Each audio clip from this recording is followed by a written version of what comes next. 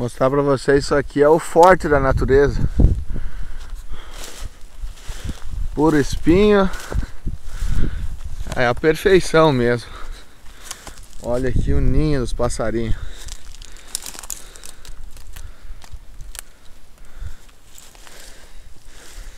Proteção perfeita. Olha aqui o outro ninho.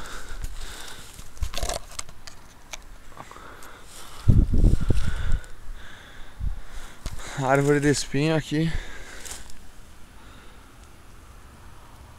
Bem aproveitado.